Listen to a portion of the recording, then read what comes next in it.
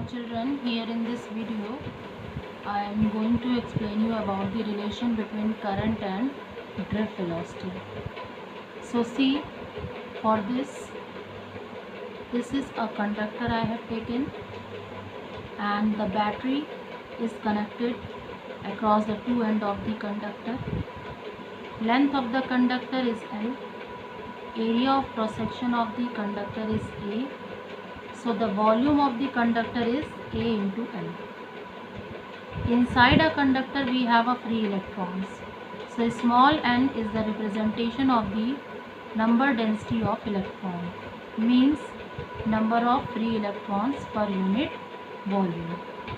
Now first of all we have to find out the value of current. So we all know very well the current is equal to charge upon time.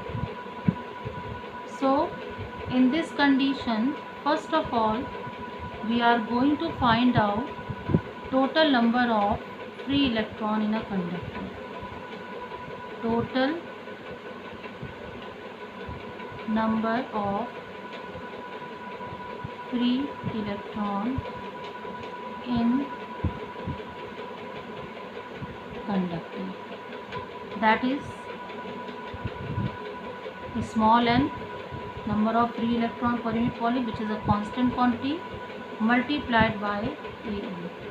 So this is the total number of free electron in a conductor. So the total charge in conductor, that is Q, will be equal to N Al multiplied by the charge on one electron. This is the total number of free electron in a conductor. Small e is the charge on one electron. So when you will multiply to the total number of free electron with the charge of one electron, you will be getting the total charge in a conductor, that is Q. Okay. Now when the electric field is applied, a potential difference is set up across the two ends of the conductor. So the free electron start moving from the negative end to the positive end with a velocity which is called the drift velocity, opposite to the direction of electric field, and covers a distance from this end to this end that will be equal to length of the conductor. So in this condition, time taken by the free electron to move from negative end to positive end of conductor, that is T. Time is equal to distance upon speed. Distance upon speed, what is the distance? That is L, divided by which speed? That is drift speed. Okay, so you have got the value of T. Now in this condition, when the electron flows from one end to other end, it constitutes a current. So current I is equal to what? Q by T. Substitute the value of Q, this, and the value of T, that is N A L into L upon L upon Vt.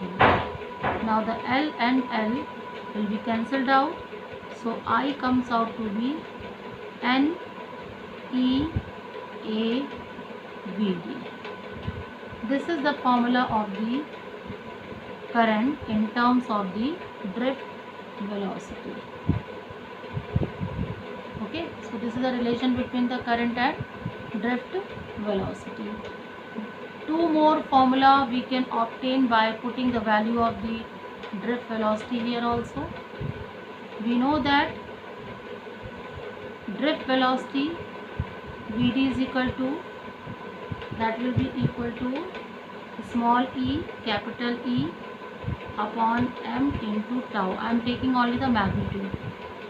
So by substituting, I is equal to NEA E capital E tau upon m.